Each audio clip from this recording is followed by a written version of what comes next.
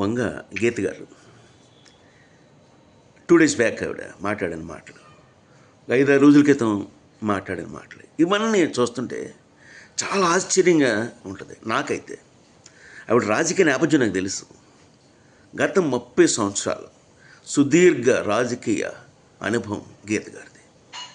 ఇప్పుడు ఈయన ఈ రకంగా మాట్లాడారా? మనం ఏమంటున్నారు ఆవిడ, నేను కాపు సమావేశానికి వెళ్ళాను.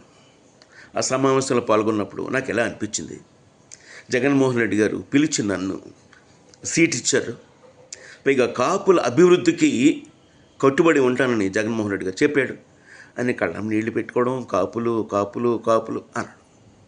అది నాకు ఆశ్చర్యం అనిపించింది. గతంలో ఎప్పుడు ఆ పదాలు లేవు. నేను నా మిత్రుడు నాగేంద్రని తీసుకుని, అప్పుడు నాగేంద్ర జేఎన్యూలో ఉండేవాడు.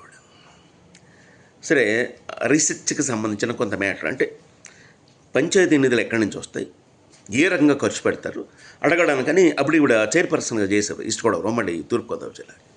నేను చాంబర్కి తీసుకెళ్ళాను, గీత గారు చాంబర్కి తీసుకెళ్ళాను. అప్పుడు అద్భుతమైన విషయాన్ని చెప్పారు. అంటే పంచాయతీ నిధులు ఎక్కడెక్కడి నుంచి వస్తాయి, ఏ రకంగా ఖర్చు పెట్టాలి, ఏ రకంగా ఖర్చు పెడితే బాగుంటుంది, అంటే పంచాయతీ బోర్డు అనుకుంటే ఇంకా బాగా చేయొచ్చు, ఇలాంటి విషయాలు ఎన్నో చెప్పారు. ఆవిడ బాగా చదువుకున్నాడు కదా. కానీ ఇప్పుడు చూస్తే ఎలా అంటే ఆ జీవిత చివరిలో, అంటే ఆల్రెడీ 60 ఏళ్ళు దాటిపోయినప్పుడు కూడా ఎంత హుందాగా ఉండాలి, ప్రజలందరి కోసం చెయ్యాలి.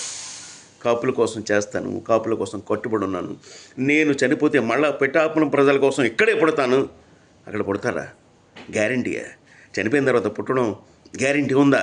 మీరు ఎంత చదువుకున్నా నాలాంటి వాళ్ళు ఎంతోమందికి చెప్పాలి. మీరు జగన్మోహన్ రెడ్డి గారి గురించి ఇంతగా దిగజారిపోయి మాట్లాడతారు. చాలా దురదృష్టం. నేను పర్సనల్గా చాలా బాధపడుతున్నాను ఈ విషయం మీద.